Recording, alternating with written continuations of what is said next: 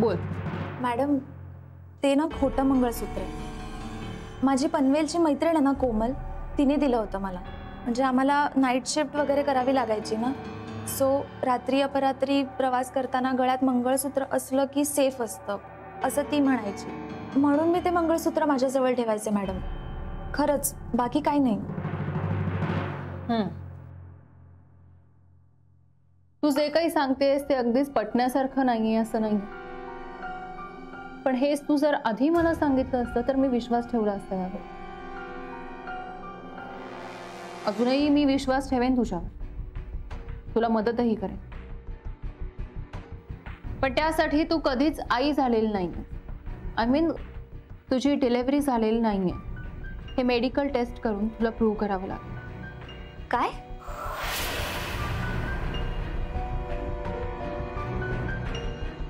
Madam, हे काय म्हणताय तुम्ही? हे बघ, एक स्त्री म्हणून हे बोलताना मलाही त्रास होतो, पण परिस्थितीच अशी आहे की अनेक गोष्टी तुझ्या विरोधात आहेत, तुझ्यावर संशय निर्माण करणार आहेत. त्यामुळे तुला हे सिद्ध करावंच लागेल. तू पनवेलला जॉब करत असताना बऱ्याचदा तुझी डे शिफ्ट असायची, बऱ्याचदा नाईट शिफ्टही असायची, आणि बऱ्याचदा कामावरून तू बर्वे काकूंच्या वाड्यात जात नव्हतीस, तू राहायला कोमलकडे जायचीस. ही माहिती पण काढलीत तुम्ही? मॅडम, पण याचा काय संबंध आहे? संबंध आहे. संबंध हा आहे की शौनक सुद्धा पनवेलमध्येच राहतो. काय? पण मॅडम, मला तर हे आत्ताच कळतंय.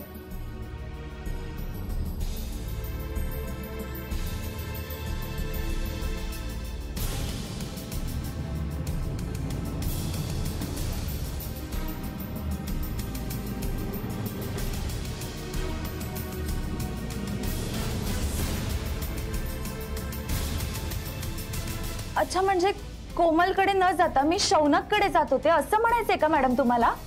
असं मला म्हणायचं नाही, पण शौनकने जर असा दावा केला तर? तो असं का म्हणेल मॅडम? अमृता माझा सहकारी पनवेलमध्ये शौनकच्या घरी गेली, तिथे त्याने जे काही पाहिलं त्याचे फोटोज पाठवले. मग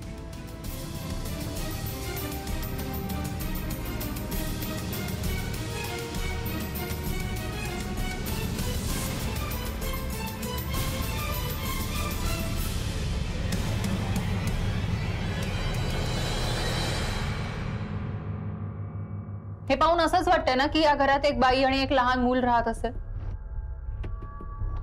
मॅडम, हे सगळे पुरावे ना त्याने निर्माण केलेत, त्या कुरिअर मधल्या फोटोप्रमाणे. अमृता, अगं बंडू तिथे जाणार होता हे त्याला माहित नव्हतं. बंडू अचानक तिथे गेला आणि त्याला जे काही पाहायला मिळालं ते या फोटोत दिसतंय. हे बघ, मी तुझ्याच सेफ्टीसाठी सांगते, तुझ्या भल्यासाठी.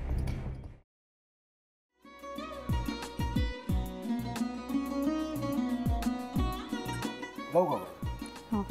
असाच लावू ना?